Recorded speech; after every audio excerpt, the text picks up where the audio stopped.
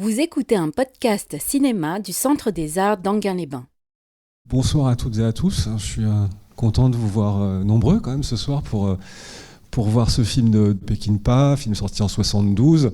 Je dis tout de suite, c'est peut-être pas un chef-d'œuvre ce film, mais je l'aime beaucoup, c'est pour ça que je l'ai choisi. Et je profite aussi pour demander qui l'aurait déjà vu, peut-être parmi vous. Toujours les mêmes. Est-ce que vous l'avez vu en salle ? Ah oui, aussi en salle. C'est vrai qu'il est quand même peut-être sorti régulièrement, quoi. Donc je suis sous haute surveillance. Je vais essayer de pas dire de bêtises. Donc c'est un film de braquage et puis de cavale, quoi, surtout. Donc autour de deux amants criminels que vous voyez évidemment sur l'affiche. Alors Peckinpah, on avait déjà fait une séance autour de Peckinpah dans le cycle western l'année dernière, pour ceux qui étaient là.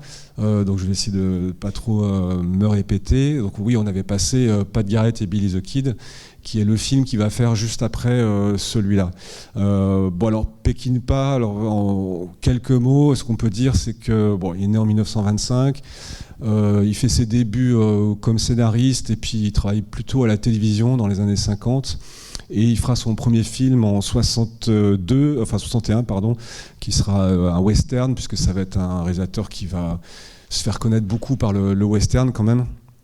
Et le premier film qui réussit vraiment, ça va être plutôt Coup de feu dans la Sierra en 62. Il fera Major Dundee et puis surtout donc la Horde sauvage en 69. Ce qu'on peut dire, c'est que on arrive évidemment, c'est une des figures les plus à mon avis impressionnante du nouvel Hollywood, puisque c'est un peu la période qui nous concerne, mais c'est pas la même génération que les fameux barbus du nouvel Hollywood qu'on connaît beaucoup, qui sont souvent le plus mis en avant, le plus cités, Lucas, Spielberg, Coppola, Scorsese, etc. Voilà, lui c'est la génération d'avant, mais c'est pas non plus quelqu'un qui a commencé sa carrière pendant la période de l'âge d'or hollywoodien. C'est pas comme Richard Fleischer qu'on avait vu donc la dernière fois, qui lui avait réalisé des grands films dans les années 50. Il est dans une génération juste avant, et c'est quelqu'un donc effectivement qui va beaucoup s'intéresser au western et qui va on va dire questionner la possibilité de continuer à faire des westerns, puisqu'il commence à en faire au moment où le genre est en train de mourir, quoi. À Hollywood, il y a évidemment toujours des westerns dans les années 60, mais la grande période classique est terminée. Et effectivement, dans ces films, en fait, c'est vraiment cette question comment on peut faire des westerns après John Ford. On reparlera peut-être de toute façon, je pense un peu de la Horde sauvage, peut-être après le film, parce que la Horde sauvage, c'est quand même un moment de choc en fait dans l'industrie du cinéma hollywoodien et au niveau de la réception des spectateurs. Évidemment, c'est un film qui va relancer du coup l'intérêt d'Hollywood pour le western. Et pourquoi il crée un choc ? Parce qu'il a une représentation de la violence en fait qu'on n'a jamais vue avec une telle ampleur au cinéma. Et entre autres, et c'est un western crépusculaire. On en reparlera, je pense, plutôt après le film, puisque ça sera intéressant au niveau du traitement de la violence. En tout cas, c'est un gros succès. Et à la suite de ça, Peckinpah, il va faire 3 films. Il va faire Cable Hog, Les Chiens de Paille et Junior Bonheur. Junior Bonheur déjà avec Steve McQueen, mais des films qui vont pas marcher. Et donc, il a besoin d'un succès pour se refaire, pour retourner en grâce auprès des studios. Et Steve McQueen, c'est un peu la même chose. Et donc, Guet-apens est un peu conçu quand même comme un projet commercial. Enfin, tout le monde travaille quand même très fort à ce que ça soit un succès. Le scénariste, c'est Walter Hill, que vous connaissez peut-être, puisqu'il va devenir ensuite réalisateur. Notamment, il y a un film que j'aime beaucoup de lui qui s'appelle The Driver, en 78, qui est un film dans lequel il y a Isabelle Adjani, Bruce Dern et puis Ryan O'Neal, je crois. Enfin, je voulais vous le passer dans la catégorie polar parce qu'il est vraiment super. C'est un polar un peu melvillien. Je vous le recommande. Et puis, après, vous le connaissez sans doute aussi pour un film qui a eu pas mal de succès avec Eddie Murphy, qui s'appelle 48 heures. Voilà un petit peu. Alors, sinon, pour faire le tour un peu des acteurs, évidemment, Steve McQueen, tout le monde connaît Steve McQueen, le King of Cool. Voilà, ce mélange de calme et de violence rentrée, en fait, voilà, quand même, c'est une des très grandes stars, évidemment, de l'époque. Il commence à la télé dans les années 50. Ses premiers succès, donc vous connaissez, il apparaît d'abord dans Les 7 mercenaires, mais c'est surtout La Grande Évasion, en 63. Et puis les très très gros succès qui vont vraiment le faire monter au firmament, on va dire, c'est plutôt l'affaire Thomas Crown, on va dire, et Bullitt, bien sûr, en 68. Et donc, comme Peckinpah, après ça, Steve McQueen n'a pas retrouvé véritablement de succès dans les films qu'il va faire.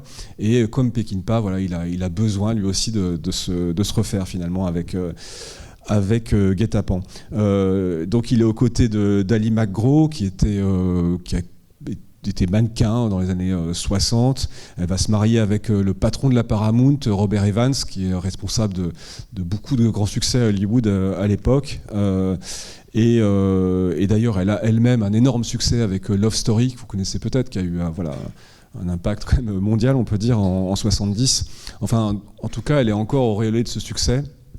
Et il va faire ce film qui va très très bien marcher, mais voilà, sa carrière ne va pas vraiment se développer par la suite. Alors le film, il est adapté d'un roman de Jim Thompson, qu'il a écrit en 58, qui s'appelle Le lien conjugal. Peut-être on reparlera un peu après la projection des différences avec le bouquin, parce qu'il est assez particulier. Mais en gros, c'est un producteur qui s'appelle David Foster qui a acheté les droits et qui les a proposés donc à Steve McQueen parce qu'il voyait en fait dans le personnage principal quelque chose qui pourrait lui plaire, et Steve McQueen, il avait envie d'une certaine manière de prolonger à la fois le Bogart qu'on voit dans High Sierra de Raoul Walsh, si vous connaissez, et puis le James Cagney de L'Enfer est à lui, White Heat. Donc il y a cette idée en fait quand même de prolonger des très grandes figures stars en fait du Hollywood classique quand même. Donc voilà, une idée quand même de se mettre dans la continuité de ces acteurs-là, surtout Bogart, quoi. Donc le problème, c'est que effectivement, donc le film doit être produit par la Paramount, mais il pense d'abord à Bogdanovich, Peter Bogdanovich, qui est devenu en un seul film avec La Dernière Séance le Wonder Boy, quoi, d'Hollywood à l'époque. Et ils font des réunions avec Steve McQueen, et en fait ça se passe pas très très bien. Bogdanovich est occupé sur son tournage, il est en train de tourner What's Up Doc, et puis McQueen le sent pas trop pour diriger un film d'action de dur à cuire, quoi. Et donc ça se passe pas très bien, et finalement McQueen se souvient qu'il a eu une très bonne expérience sur le tournage de Junior Bonheur, qu'il a fait juste avant avec Peckinpah, et donc il appelle le réalisateur, qui, ça tombe bien, était très intéressé par le bouquin. Mais ils vont devoir revoir leurs ambitions un peu à la baisse, parce que l'histoire était censée se passer, je crois, à la fin des années 40. Donc pour des raisons de budget, ils vont l'adapter à la société contemporaine. McQueen va devoir aussi réviser un peu ses prétentions salariales, mais voilà, Peckinpah a la bonne idée aussi de demander 10% des recettes comme faisant partie de son salaire, et il a bien fait, puisque le film a très très bien marché, et donc c'est peut-être le moment où il a gagné le plus d'argent. En tout cas, c'est la First Artist qui va produire, c'est pas la Paramount. First Artist, c'est un studio qui avait été fondé juste par McQueen, Paul Newman, Barbara Streisand, Dustin Hoffman et Sidney Poitier. En fait, c'était un studio qu'ils avaient fondé en 69, un peu sur le modèle de United Artists, de Chaplin et j'ai oublié qui d'autre, mais dans le but en fait de maîtriser leur projet. Et donc le studio va produire en fait ce film sous cette forme révisée. Ironie du sort, on a dit qu'on parlait un peu de ragot ce soir, donc voilà. Donc non, mais parce que Robert Evans, en fait, le patron de la Paramount, était marié avec Ali MacGraw. Et c'est lui qui a poussé pour qu'elle soit castée dans le film. Et donc voilà, et l'ironie de la chose, c'est que pendant le tournage, elle est tombée amoureuse de McQueen, et elle a divorcé, et puis ils se sont mariés ensemble avec McQueen. Mais pourquoi je dis ça aussi, c'est pas seulement pour le côté Paris Match, mais c'est aussi parce que ça a contribué beaucoup à la promotion du film. quand la publicité a été faite, voilà, on jouait beaucoup sur le fait que c'était un couple de stars à l'écran et à la ville, quoi. Alors le film, il est tourné au printemps 72 pendant 2 mois. Alors il n'y a pas beaucoup de dépassement de temps de tournage ou de budget, ce qui est pas commun chez Peckinpah. C'est un budget de 3 millions de dollars, il va en récupérer, enfin en gagner ensuite 36, donc c'est quand même un très très gros succès. Voilà, il est tourné au Texas, vous allez voir au début dans un pénitencier, qui est un vrai pénitencier, avec certains des vrais prisonniers, etc. Et puis donc il va très bien marcher, mais effectivement au niveau critique, il faudra un certain temps avant que voilà, les critiques reconnaissent que c'est quand même un très bon film, même peut-être pas un chef-d'œuvre, mais en tout cas il va quand même gagner quelques galons dans les années qui suivent. Bon ben voilà, en tout cas j'espère que ça vous fera plaisir de le voir ou de le revoir sur grand écran. Je trouve que c'est un film que j'aime beaucoup, encore une fois, et qui a des très très beaux passages, quoi, voilà. Et puis bon, de toute façon avec Steve McQueen, comme disait Friedkin, voilà, c'est ça qui voulait l'embaucher sur Sorcerer plus tard. Il disait avec Steve McQueen, avec un visage pareil, on n'a pas besoin de paysages spectaculaires, puisque voilà, le spectacle c'est son visage. Bon ben voilà, bonne séance, et puis donc à tout à l'heure. J'espère que ça vous a plu. Un Peckinpah qui se termine avec un happy end comme ça, c'est quand même pas si courant, donc voilà. Même si en fait Doc s'est fait tirer dessus, il me semble, à un moment donné, c'est bizarre parce que le scénario revient pas du tout. Voilà. Donc ouais. Et c'est marrant, je me disais aussi, je vous disais avant la séance, qui pensait beaucoup entre autres à Bogart pour le rôle, et en regardant le film, je me dis mais en fait il a pas mal d'attitudes qui ressemblent énormément. On aurait presque pu imaginer vraiment Bogart à la place dans certaines scènes. Il joue quasiment comme lui, quoi. C'était assez fascinant. Donc oui, alors peut-être, je sais pas, commencer par peut-être revenir sur où en était Peckinpah en fait quand il avait tourné ce film. Ce que je vous disais, voilà, c'était un film qui était plutôt un projet commercial à la base, et donc il avait besoin, Steve McQueen aussi, pour se refaire un peu une réputation, on va dire, à Hollywood. Et le fait est que c'est assez amusant. Alors ça, c'est Tarantino qui le remarque dans son bouquin Cinéma Spéculation. C'est assez amusant parce que le film, en fait, fonctionne aussi un peu comme une sorte de... On peut le voir, en tout cas, comme une métaphore de la position de Peckinpah à Hollywood. Cette position, en fait, où finalement, il est un peu, les pieds et poings liés par les studios, enfin, ce qu'ils veulent bien lui donner. Donc, d'une certaine manière, il est un peu comme Doc dans le film. Quand on lui donne un job à faire, il faut qu'il s'exécute, qu'il rapporte de l'argent. Et en fait, finalement, les producteurs, enfin ceux qui lui donnent de l'argent pour faire un film, c'est au fond les méchants et ceux qui veulent tirer la majeure partie du butin. Donc il y a un truc comme ça un peu en miroir, quoi, avec la situation de Peckinpah qui est assez amusante. J'imagine qu'il en avait quand même un peu conscience quand il a fait le film. Mais c'est vrai qu'à un moment donné, je ne sais pas si vous vous souvenez, il y a, je crois que c'est vers la première rencontre la rencontre après le braquage entre Doc et Bennion. Il lui dit, du coup j'ai noté la phrase qu'il lui dit, You run the job et I run the show, en fait. Donc voilà, tu fais le boulot, mais moi c'est moi qui m'occupe de gérer vraiment le spectacle, c'est moi qui tire les ficelles, quoi. Donc et effectivement Peckinpah, donc qui était quand même au sommet de sa notoriété à ce moment-là, au moment du tournage. Et il faisait quand même la une de pas mal de journaux, qui gravitent autour de, des people du cinéma, et puis des journaux branchés. Enfin bon, il avait une grande interview dans Playboy où il en a rajouté énormément, en fait, sur la provocation, etc. Et à un moment donné, on lui pose une question sur sa position à Hollywood, et il répond I'm a good whore. En fait, je suis une bonne pute, parce que c'est quand même c'est vulgaire, mais et donc effectivement quelqu'un qui fait bien son boulot, qui ramène de l'argent, mais un boulot qu'il considère pas très glorieux, quoi, au fond.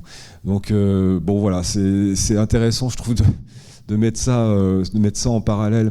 Et de même que voilà, il y a des trucs un peu en miroir dans le film, et même à l'intérieur du film, on en reparlera un peu plus tard, peut-être entre les couples. Enfin, c'est assez amusant en fait l'espèce de miroir entre le couple Doc et Carol, et puis Rudy et Fran en fait. Donc il y a une espèce de redoublement comme ça. Et donc oui, non, c'est plutôt entre Peckinpah et McQueen, parce que finalement ils ont quand même pas mal au fond de points communs. Alors McQueen n'était pas quand même aussi autodestructeur que Peckinpah, mais il y avait quand même ce côté quand même assez macho, semble-t-il. Il avait un rapport aux femmes qui était assez compliqué, il pouvait être violent ou colérique, et Peckinpah c'était quelqu'un dans le domaine qui était quand même malheureusement assez champion. Et donc voilà, tout ça pour dire qu'il y avait forcément peut-être quelque chose de l'ordre de l'alter ego, quoi, dans le fait que Peckinpah mette en scène McQueen, et ça a créé aussi beaucoup de tensions, parce que en fait Peckinpah n'avait pas le final cut sur le film, c'est-à-dire le final cut, c'est celui qui a le dernier mot sur le montage, c'était McQueen en fait. Et donc Peckinpah lui a reproché en gros d'avoir choisi les meilleurs plans qu'il mettait le plus en valeur, et donc d'avoir finalement pris un peu la main sur les décisions artistiques. Le truc le plus flagrant en fait, ça concerne la musique, parce que la musique avait été composée par Jerry Fielding, qui était un compositeur attitré de Peckinpah, et McQueen en fait n'aimait pas la musique, et donc il l'a fait composer il l'a fait enlever et composer à nouveau par Quincy Jones, donc une musique plus jazzy. Et donc c'est la version que vous voyez. Si vous avez le DVD chez vous, sur certaines éditions, il y a en bonus, on peut écouter la partition originale. On peut même voir ce que ça donne dans certaines séquences. Moi je trouve que ça fonctionne très bien. Quincy Jones quand même, c'est pas nul, quoi. D'ailleurs c'était lui qui avait fait la musique du Fleischer qu'on a vu la dernière fois. Mais je trouve ça, c'est une musique qui colle très bien à la persona de McQueen aussi, hein. Donc après le cinéma hollywoodien, c'est quand même aussi un cinéma qui est aussi fabriqué par plusieurs influences. On ne peut pas être toujours 100% avoir une lecture autorisante, quoi. En l'occurrence, moi je trouve que ça fonctionne très bien. Enfin, en tout cas, sur le tournage, c'était quand même relativement compliqué, puisque il y avait des interventions de McQueen qui étaient un peu producteur de fait, et il réécrivait pas mal de dialogues, semble-t-il. Quelqu'un qui, de toute façon, qui aimait plutôt enlever des dialogues en général plutôt qu'en rajouter, parce qu'il est plutôt dans un jeu qui va à l'économie, quoi, on va dire. Ce qui lui va très bien. Donc pour vous finir sur les anecdotes, mais la fameuse séquence en fait où il se fait repérer dans un magasin où il achète la radio, et il y a deux flics qui arrivent avec une voiture, et lui il ressort avec un fusil à pompe, etc. et il détruit la voiture. Ça, c'était une idée de McQueen apparemment, de dire tiens, si je tirais sur la voiture juste pour la faire exploser, ce qui est complètement... si il l'a détruit, ça empêche les flics de partir, mais il y a quand même d'abord ce côté spectaculaire en fait, de ce type en costard, avec un sang-froid incroyable, qui tire sur une voiture de flic. C'est quand même plutôt une bonne idée, et il y a en plus un côté quand même, une imagerie un peu rebelle quand même à l'époque, mais peut-être c'est intéressant aussi de voir de dire deux mots quand même sur la personnalité de Peckinpah, ce que je crois que j'avais pas trop fait la dernière fois qu'on avait parlé de lui sur Pat Garrett. C'est quand même quelqu'un qui est, faut le dire tout de suite, c'est probablement un très sale type en fait. Vraiment, quelqu'un qui était là, donc alors qui a beaucoup tourné là pendant 5 ans. Il a enchaîné les films. Par rapport à aujourd'hui, c'est des rythmes de réalisation qui sont très soutenus. Et puis il s'est enfoncé quand même dans l'alcool, c'est devenu un très gros problème. Et sur Junior Bonheur, il a réussi à se discipliner. Mais là, le problème, c'est qu'il en est à un point où, quand il se lève le matin, il a besoin d'enquiller 2 verres de tequila pour arrêter de trembler et pour aller sur le tournage. Donc c'est quand même embêtant. Et puis il s'est fixé comme objectif de ne pas boire avant 17h, pour pouvoir tenir la journée. Malheureusement, il s'est fait un compagnon de beuverie en fait, qui est son accessoiriste. Et voilà, il semble qu'en fait, dans sa roulotte à accessoires, il y avait aussi une partie bar, en fait. Voilà. Et donc, il y avait quelques dérogations. Voilà, j'ai eu une anecdote, bon, c'est avec la distance, c'est amusant, mais il demandait souvent l'heure, en fait, quelle heure il est. Non, Sam, il n'est pas encore 17h. Ouais. Donc, parfois, il s'énervait, il disait, oui, mais il est quelle heure à New York? 14h. Bon, ben, tu vois, donne-moi un coup à boire. Donc, c'était. Mais ceci dit, voilà, ce qui est étonnant, c'est qu'il a réussi quand même à boucler le tournage de façon plutôt professionnelle. Mais ce que je voulais dire aussi, alors, bon, de toute façon, tout ça, ça va s'aggraver sur Pat Garrett, ça, je crois que j'en avais parlé. Jusqu'à cette fameuse photo de promotion qu'il avait faite, où il s'était mis en scène sur un lit d'hôpital avec une infirmière, une perfusion, et tout sourire avec son équipe, sauf qu'il avait remplacé la perfusion par une bouteille de tequila, en fait. Et ce truc-là avait été, je crois que c'était sorti dans Variety, en fait, il avait publié.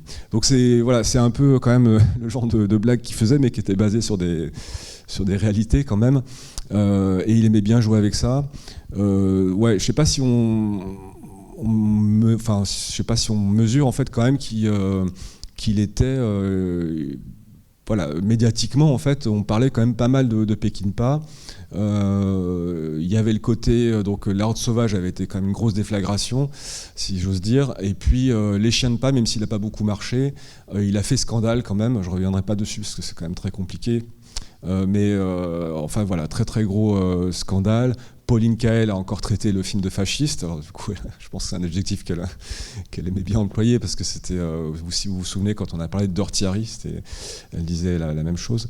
Mais donc voilà, et donc un autre aspect compliqué chez Peckinpah et qui peut être intéressant quand même pour le comprendre et pas forcément comprendre ses films, mais voir quel genre de personnes réalisent ces films-là. Moi, ça me paraît intéressant. Voilà, son rapport avec les femmes était quand même voilà, assez compliqué. Il y a une anecdote que je trouve assez intéressante. En fait, il sortait avec une assistante qui s'appelait Cathy Haber, donc avant ce tournage. Et donc, il devait emménager avec elle dans un petit appartement, je crois, à Los Angeles. Et elle était chargée en fait de ramener toutes ses affaires, ce qui représentait en fait un bordel monstrueux. Et elle met 3 jours à tout ranger, etc. Pour qu'il la rejoigne, quoi. Et quand elle a terminé, apparemment, il l'a appelée. Il lui a dit ça y est, t'as terminé? Elle dit oui, tu peux venir. Il dit non, mais toi tu t'en vas, moi je vais venir, j'ai ma nouvelle copine qui s'appelle Joie, et donc on va s'installer ensemble dans cet appartement que tu as gentiment ordonné. Voilà. Donc c'est quand même un sommet de goujaterie, et il était quand même capable de ça. Et puis cette fameuse Joie, qui était aussi une assistante, je crois, il va se marier avec elle, je crois, mais malheureusement ça ne va pas durer très longtemps. À la fin du tournage de Getaway, elle s'en va parce qu'elle en a marre de l'alcool et elle en a marre des coups, hein, elle se faisait battre. Donc bon voilà, c'est quand même, voilà. Et quand je vois le personnage de Rudy, je me dis il y avait peut-être un peu de Peckinpah dedans, je sais pas. Enfin, en tout cas, c'est un contexte particulier. Après, c'est sûr que c'est le genre de personnage ou genre d'artiste qui aujourd'hui se serait fait cancel immédiatement. Et puis là, après, il reste la question de... Voilà, il y a des gens qui se demandent s'ils doivent voir ces films. Alors vous, c'est trop tard, là, vous venez de les regarder, mais en tout cas, voilà, je trouve ça intéressant de regarder aussi dans quelles conditions ce genre de film était fait, quoi, et par qui. Voilà, ça n'empêche pas que... Voilà, ces films sont passionnants. Alors, en tout cas, je vous avais parlé aussi du fait que le film est adapté d'un roman de Jim Thompson. Alors bon, je l'ai pas lu, mais c'est intéressant peut-être de vous rapporter ce que dit Tarantino par rapport à l'adaptation du bouquin, parce que semble-t-il, elle est pas très fidèle. Alors après, c'est pas pour rentrer dans les détails, mais c'est peut-être intéressant de savoir que le roman original, en fait, apparemment, est un roman très très noir et très sarcastique, voire grotesque. Alors déjà, le personnage de McCoy est différent dans le sens où il n'est pas du tout, en fait, ce personnage taiseux qui correspond, voilà, à la persona de McQueen, mais était plutôt un personnage qui était très doué dans la tchatch pour embobiner les gens. Donc c'est assez amusant d'imaginer ça. Et puis surtout, la fin du bouquin, en fait, n'est pas du tout le happy ending que vous avez vu. en réalité, ils sont censés se rendre au Mexique dans une sorte de ville qui est un havre de paix pour les criminels, quoi. Et donc les deux personnages, le couple, en fait, s'échappent là-bas. Et en fait, ça se révèle être une sorte d'enfer sur Terre, où ils perdent leur argent en quelques jours, quelques semaines. Et puis tout ça se termine en fait dans des fusillades. Je crois qu'ils s'entretuent. Enfin, il y a du cannibalisme. Enfin, voilà, un truc complètement grotesque, mais en même temps très très cruel. Donc c'est assez marrant de savoir ça, parce qu'effectivement là on a droit plutôt à un produit qu'on peut qualifier de plus commercial peut-être, mais que je trouve néanmoins très intéressant et passionnant. Alors moi, qu'est-ce que j'aime dans ce film? Je trouve que, voilà, on en parlait avant la séance, c'est peut-être pas un chef-d'œuvre, mais il y a quand même des morceaux de bravoure, quoi. C'est-à-dire il y a des séquences que je trouve vraiment magnifiques. Alors, une de celles qui me passionne le plus, c'est la séquence d'ouverture, ce qui dure à peu près 8 minutes, donc c'est long, ce qui court avec le générique, etc. C'est toute cette séquence qui représente la vie dans le pénitencier de McCoy. Cette espèce de façon de mijoter comme ça et puis de péter un plomb à la fin. Et je trouve que cette séquence, alors c'est un type de montage que vous connaissez sans doute, c'est ce qu'on appelle un montage séquence, c'est-à-dire un résumé en fait sur quelques minutes d'une action qui se déroule sur plusieurs mois, voire années. Et donc c'est des sortes de résumés, mais qui d'habitude dans les films hollywoodiens sont quand même beaucoup plus linéaires ou chronologiques. Et ce qui est assez fascinant, je trouve, dans cette séquence, c'est que on a presque affaire à un montage qui flirte avec quelque chose d'expérimental. Alors on est en 72. Le cinéma hollywoodien, ça fait peut-être quelques années quand même qu'il fait ce genre d'expérimentation. Mais on a vu quand même des montages un peu comme ça, très syncopés, un peu désarticulés, tout à fait étonnants, qui rapprochent des choses justement qui ne sont pas dans un ordre chronologique ou linéaire. Mais je trouve que chez Peckinpah, ça prend vraiment une dimension assez époustouflante. Et comme je ne sais plus si j'ai dit en intro, mais lui-même était monteur. Il a beaucoup travaillé comme monteur. Enfin, c'était un de ses domaines où il était le plus doué et le plus concentré aussi. Donc je trouve que c'est une séquence très très impressionnante. Qui résume bien, il me semble, un peu le cinéma de Peckinpah, dans le sens où on a une espèce de précipité un peu de cette manière qu'il a de toujours mélanger un peu les lignes d'harmonie et de fracture ou de chaos, quoi, si vous voulez. C'est un montage en fait qui ne cesse en fait de travailler des moments de détente entre guillemets ou de concentration, et puis des moments de fracture en fait. Donc évidemment, on a les moments où il joue aux échecs, où alors il est en train de construire sa petite maquette, et puis d'un seul coup, il va tout écraser ou tout envoyer balader. Et puis il y a ces moments qui sont très beaux aussi, parce qu'on a l'impression ça donne l'impression de vivre, de ressentir ce qu'il a vécu. Il y a quelque chose de presque mental, dans le sens où on comprend, en quelques minutes, exactement ce qu'il a enduré, ressenti. Et il y a ces moments, ces inserts qui sont très beaux, où on voit le visage de Carol.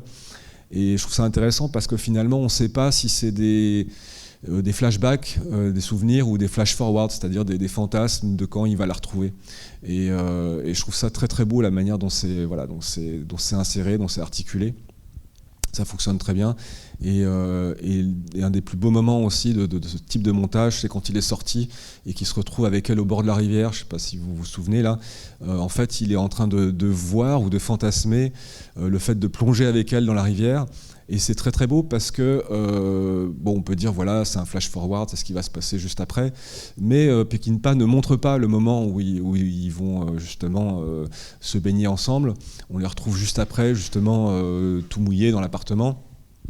Et donc, on ne sait pas véritablement si ce qu'il a visualisé, c'est de l'ordre du fantasme, ou si c'est exactement le déplacement d'une séquence qui devait arriver pour de vrai, quoi. Moi, je suis assez client de ce genre de montage. Je trouve que ça marche extrêmement bien. Et puis au début aussi, alors il faut quand même noter, parce que ça c'est typique chez Peckinpah, le premier plan du film, c'est une biche qu'on pense être dans la nature, et le cadre s'élargit et on s'aperçoit qu'elle est entourée de murs, de barbelés, etc. Et on découvre en fait le cadre de la prison, quoi, du pénitencier. Et moi je trouve ça assez fort parce que déjà il y a le parallèle avec le prisonnier, avec McCoy évidemment. Ça c'est peut-être assez évident, et surtout qu'il y a des plans de biche, il y en a au moins un qui revient un peu plus tard, donc en fait le parallèle il me semble un petit peu souligné. Mais il y a aussi souvent chez Peckinpah en fait ces ouvertures de films qui nous montrent des animaux dans des situations de violence souvent beaucoup plus dures que celle de l'enfermement. Si vous vous souvenez, dans la Horde sauvage par exemple, il y avait cette ouverture avec le scorpion qui était c'est un nid de fourmis il me semble. Enfin bon, il y a des gamins qui sont en train de l'asticoter et puis de voir comment il se fait dévorer. Dans Les Chiens de paille, il y a quelque chose comme ça aussi, il me semble, avec un chien au début, encore avec des enfants. Et puis dans Pas de Garrett, si vous vous souvenez, si vous l'avez vu l'année dernière, ici, il y a ces cow-boys en fait, qui s'exercent à tirer sur des poulets pour les décapiter, enfin un truc hyper cruel.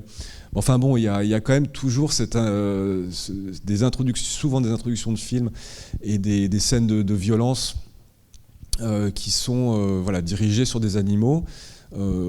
Et aussi qui mettent en scène les enfants, leurs actions ou leurs regards. Je ne sais pas si vous avez noté, même dans ce film, dans la fameuse séquence où ils tirent sur la voiture de flic avec le fusil à pompe, il y a des petits inserts en fait avec des regards d'enfants qui se penchent pour regarder, etc. Et on se demande pourquoi ils se servent de ça. C'est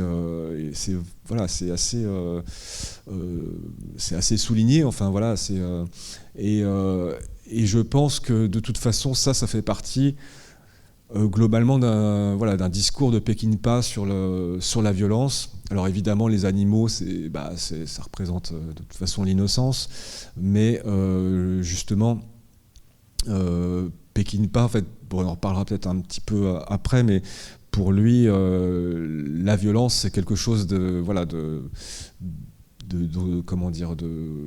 constitutif en fait de la nature humaine, et il se gêne pas pour ramener dedans en fait justement les enfants. Pour lui, les enfants sont pas du tout innocents, ils font l'apprentissage de la violence très très tôt, quoi.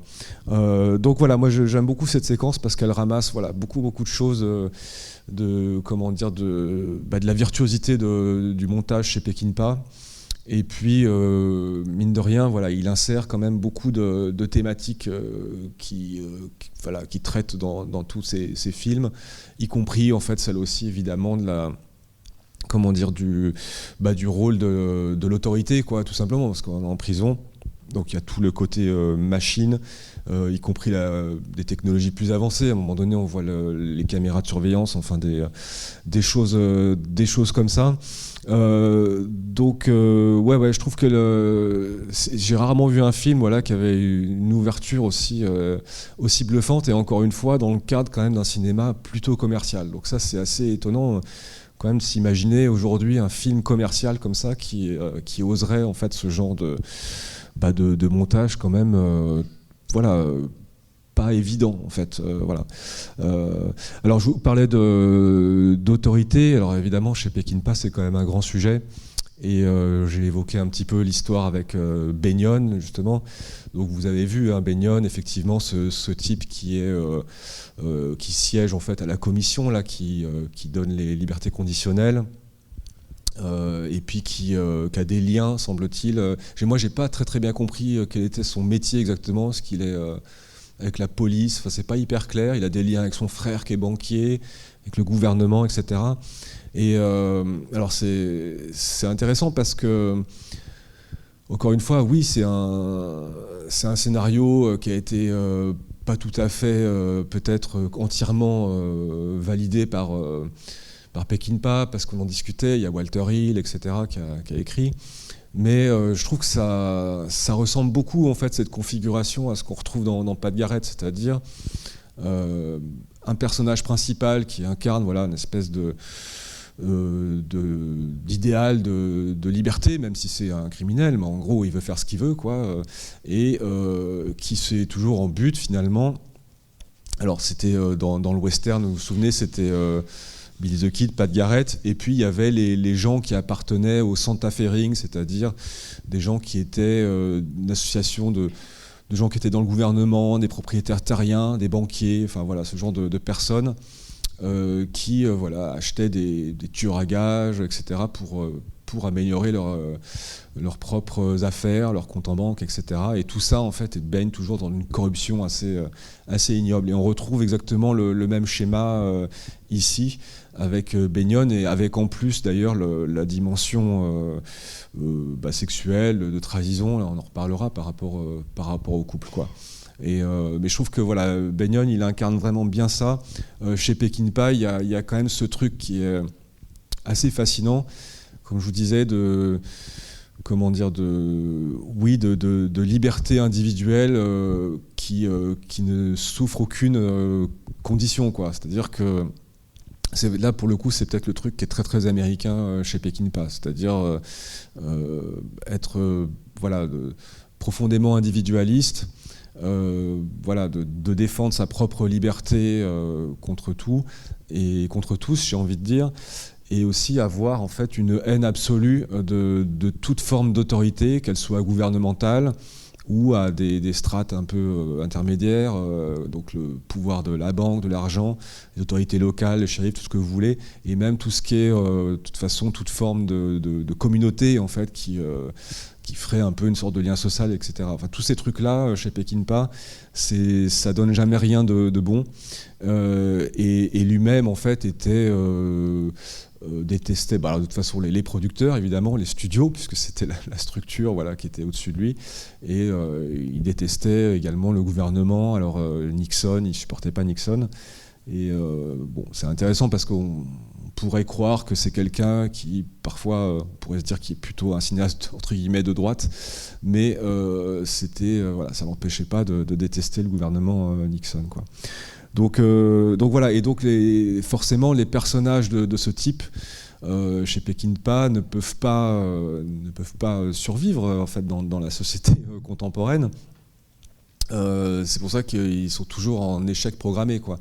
Y compris dans les westerns qu'il a fait, il s'intéresse toujours à un moment, effectivement, où l'avancée de la civilisation, entre guillemets, en tout cas, va priver les héros de cette liberté qu'ils avaient dans le Grand Ouest, alors qui est peut-être fantasmatique, parce que quand même tout ça est très, très lié à une mythologie de la conquête de l'Ouest, toutes ces choses-là.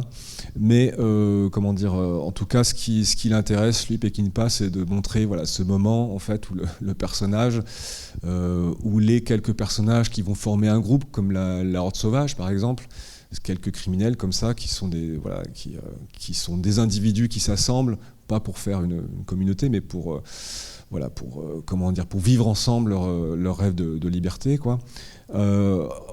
Oui, donc en tout cas, ce qui l'intéresse, Peckinpah, c'est de montrer en général un comportement qui est quasiment suicidaire par rapport à ça. Et dans la Horde Sauvage, on le voit très bien, en fait, l'idée, c'est effectivement de partir en ayant la satisfaction d'avoir combattu jusqu'au bout, quoi. En gros, d'avoir fait un dernier barou d'honneur, quel que soit le degré de violence que ça implique. Et j'ai même envie de dire, plus c'est violent, plus c'est spectaculaire, et plus c'est satisfaisant d'une certaine manière. Et c'est pour ça que la question de la mort chez Peckinpah est toujours hyper importante. Alors ici, on retrouve quand même un peu ce genre de schéma, même si c'est dans le cadre du film de cavale, enfin donc un film criminel, mais quand même c'est pour ça que cette fin en forme de happy ending, elle est quand même assez inhabituelle, Et il y a quand même des choses qui nous font penser que, bon, on ne sait pas si finalement c'était 100% l'intention de Peckinpah. Il y a le fait que Doc se fasse tirer dessus et qu'on n'entende plus parler. Par exemple, ça aurait pu être un élément qui fait que, voilà. Mais effectivement, on a quand même le règlement de compte final dans l'hôtel, qui est extrêmement spectaculaire, avec les cow-boys là, qui arrivent dans leur Cadillac, qui sont absolument ridicules, mais très dangereux. Mais moi, j'adore le gars avec ses grosses lunettes et sa grosse moustache, là, je trouve incroyable. Donc, bon, bref. Donc, oui, voilà. Et donc, bon, bah, forcément, comment dire, la résolution des films de Peckinpah, ça doit toujours être dans la violence d'une certaine manière, et ça doit toujours donner finalement le spectacle maximum. Alors là, quand même, voilà, cette fusillade dans l'hôtel, elle est quand même assez corsée, voilà. Et on retrouve effectivement ce qu'on connaît assez bien chez Peckinpah, c'est-à-dire comment dire, les impacts de balles avec le sang qui gicle, les ralentis, même s'il il a fait dans d'autres films un peu, enfin, plus appuyés, et aussi voilà un montage très syncopé en fait qui alterne beaucoup d'actions en même temps. Alors ce qui est intéressant par rapport à ça, je crois, c'est de se demander, voilà, parce que la polémique à l'époque, quand on voit ça, c'était de dire, bah voilà, c'est obscène, c'est scandaleux, parce qu'il va glorifier la violence, il en fait du spectacle pour qu'on s'en délecte, etc. Donc c'est pas bien. Donc, alors ça c'est une vraie question, parce qu'on est quand même au cinéma, donc j'ai envie de dire, bon, pourquoi pas. Mais bon, ce que je veux dire, c'est que c'est pas que ça, il me semble. Moi j'ai plus l'impression que ce qu'il fait, c'est qu'il va magnifier en fait la violence. Alors dans le sens, effectivement, magnifier dans le sens du spectacle, et de donner, on peut dire, oui, parfois une certaine beauté, parce que c'est quand même beau à ralenti. Enfin, je sais pas, chacun donnera son avis. Mais il y a magnifier aussi dans le sens anglais de magnify, c'est-à-dire de grossir, c'est-à-dire de grossir, d'amener du détail. Et pour moi, le ralenti, c'est ça aussi. C'est-à-dire qu'on va détailler le moment de la mort, de la chute des corps. Et donc ça donne quelque chose d'assez fascinant, qui est de toute façon évidemment un peu morbide, mais aussi un moment aussi de suspension quand même. Le ralenti, c'est presque un moment en fait qui est presque une sorte d'état de grâce en fait, où on sent qu'il y a quelque chose qui se réalise là en fait, qui est autre chose que la pure violence, quoi. Moi je pense que de toute façon le rapport à la mort chez Peckinpah fait que il y a dans le fait de mourir, il y a aussi voilà une forme de pas de satisfaction, mais en tout cas qu'il y a un sens en fait qui arrive dans le fait de témoigner de sa mort. Bon, c'est quelque chose d'assez particulier chez lui. Donc voilà, donc de toute façon bon, les ralentis, il n'y en a pas que dans les scènes de fusillade. Il y en a un que je trouve magnifique aussi, c'est dans une scène que j'aime énormément dans le film, qui est la scène du camion à benne, enfin le truc à ordures, moi je trouve que c'est vraiment une super idée. Parce que au fond, c'est un film qui est, ok, c'est un film criminel, il y a un braquage, il y a une cavale, etc. Mais le cœur du film, je pense que c'est quand même, au fond, l'histoire du couple, et comment en fait ils vont survivre en tant que couple, je veux dire, quoi. Et donc on a bien vu, il y a ce triangle en fait avec Bennion, donc cette trahison en fait de Carol, alors qui est très ambiguë, parce que finalement on saura jamais si elle a pris du plaisir finalement, et est-ce qu'elle a été séduite par Bennion, parce qu'il y a ce truc qui est en suspens. À la base, comment dire, l'idée c'était plus finalement qu'elle s'était sacrifiée pour faire sortir Doc. Mais voilà, il y a cette ambivalence, et donc ce triangle-là, et qui, comme je disais, du coup, moi je trouve c'est assez amusant la manière dont il est redoublé par le personnage de Rudy, hein, qui va donc séquestrer les deux vétérinaires. Et ça donne des scènes quand même d'une cruauté assez incroyable, mais la bêtise des personnages fait que c'est quand même drôle, quoi. Enfin, Moi, je sais pas. Je pense qu'il peut y avoir un certain malaise quand on voit ça. Mais moi, je n'ai pas pu m'empêcher de rire quand même, parce que la fille, elle est quand même assez incroyable. Surtout les cris à la fin dans le couloir, là, c'était quand même quelque chose. Il y a un côté petit animal quand même. Donc à la fois un peu bête, ridicule, mais au fond peut-être assez touchant. Mais voilà. En tout cas, voilà, la cruauté de Rudy, enfin, cette manière de jouer avec eux. Voilà. Et en fait, de fait, il rejoue le même triangle que Doc, Carol et Benyon, en fait. Hein. C'est exactement la même chose, sauf en version beaucoup plus trash. Et je trouve ça assez amusant qu'il alterne jusqu'au moment en fait, où le type se pend. Quoi. Donc, je sais plus si c'est à ce moment-là, d'ailleurs, que ça se résout entre Carol et Doc. Mais donc, il y a cette... Et autre triangle, d'ailleurs... qui est lui en dehors du film, c'est évidemment McQueen, McGraw et Robert Evans. Donc à mon avis, voilà.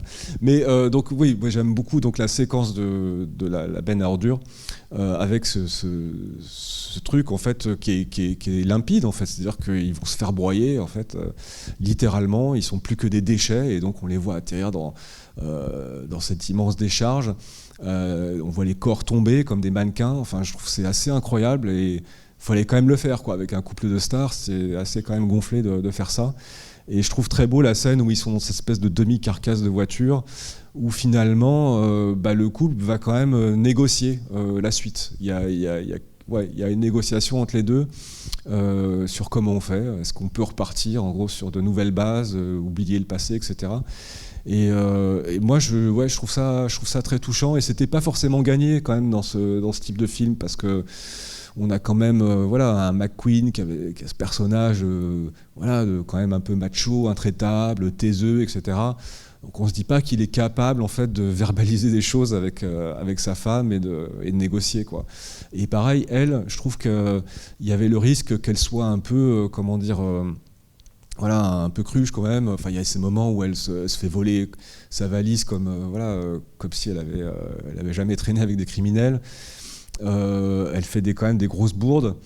Mais pourtant, elle a quand même, moi je la trouve assez touchante. Je trouve que Peckinpah rend assez bien sa nervosité.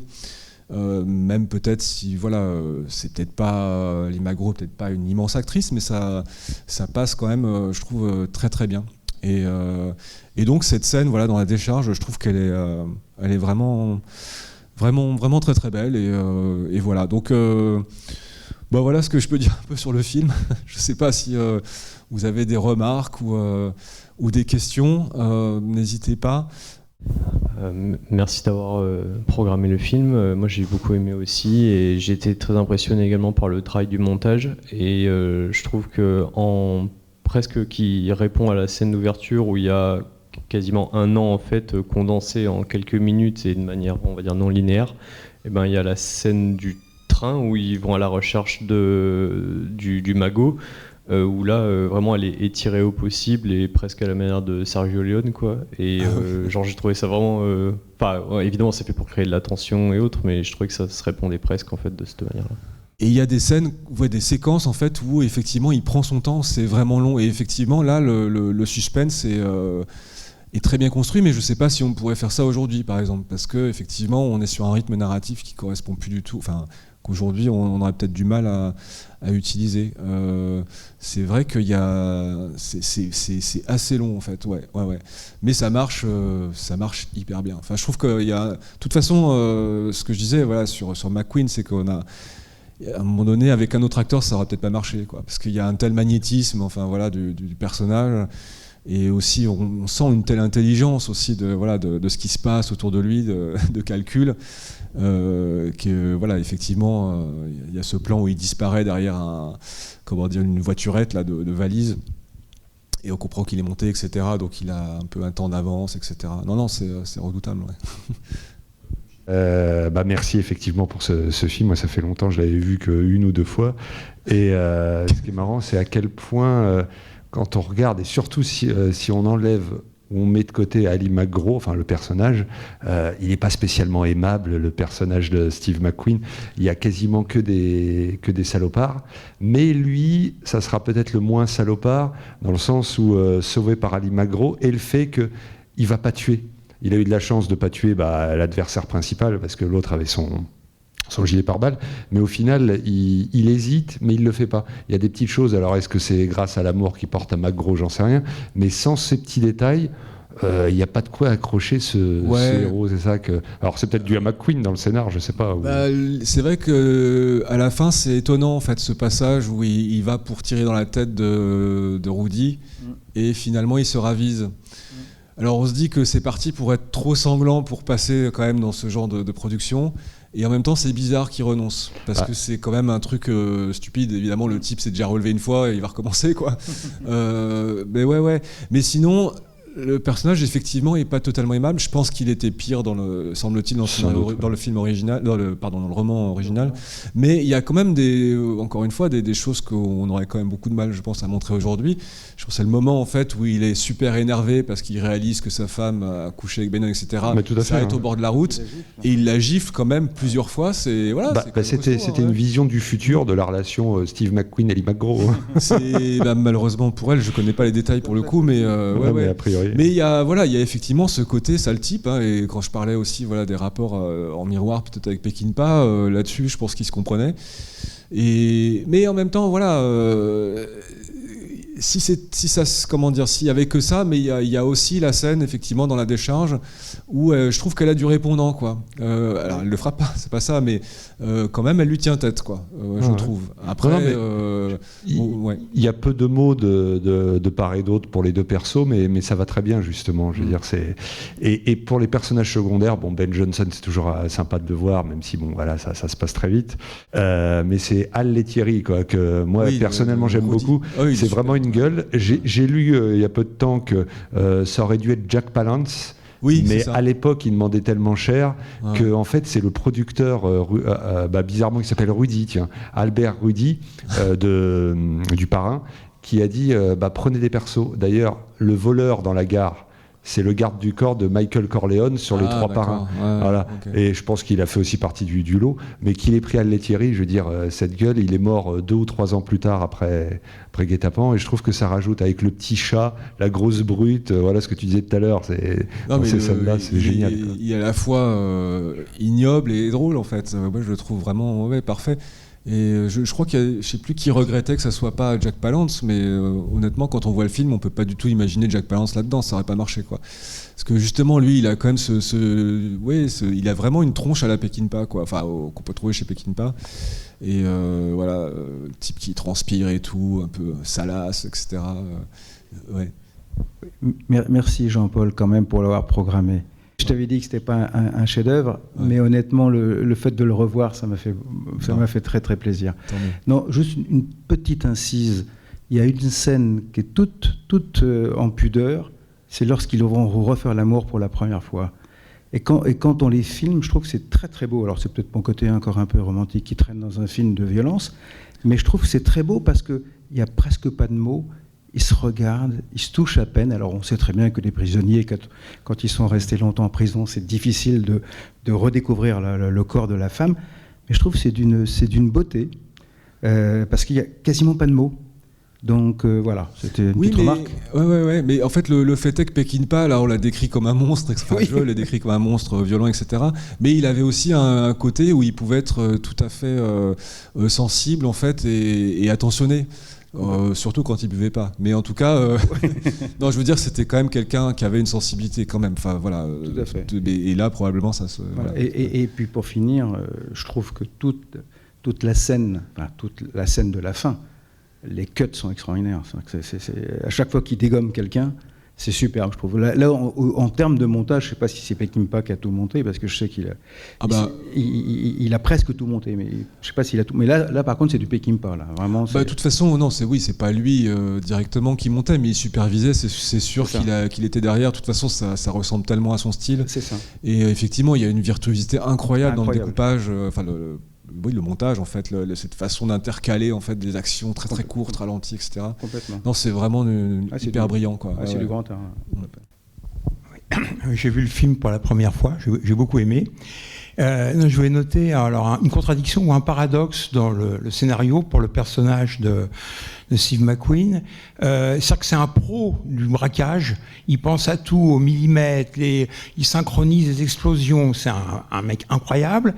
Et à 2 reprises, il se fait avoir d'une manière naïve, comme un amateur. Il se fait piquer son argent dans une gare comme un des touristes qui se fera piquer un sac à main. Ah, c'est sa femme.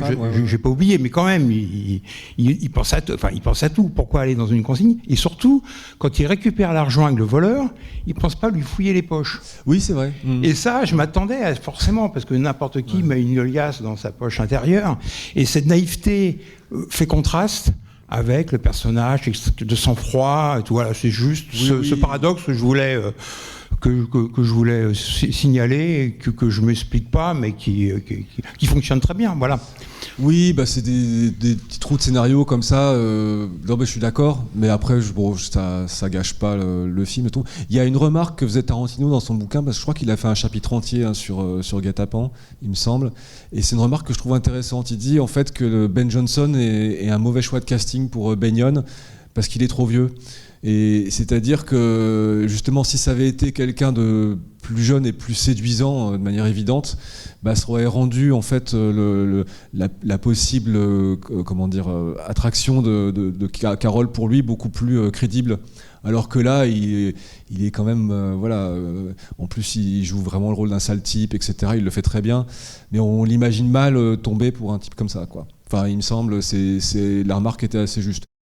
Une fois qu'elle sort de la benne à ordures, une autre actrice ou un autre personnage aurait piqué une crise de nerfs, aurait hurlé de dégoût d'être sale, lui aurait reproché tout ça, enfin aurait craqué carrément. Et là, elle manifeste un sang-froid et un calme incroyable par rapport à cette épreuve d'être enseveli, voire étouffé dans une benne à ordures. Voilà.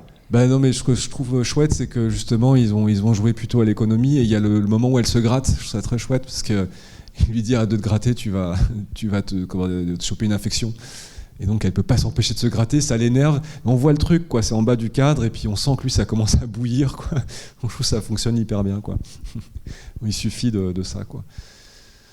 Bon, on s'arrête là alors. Merci beaucoup d'être resté. Bon, bonne soirée à tout le monde.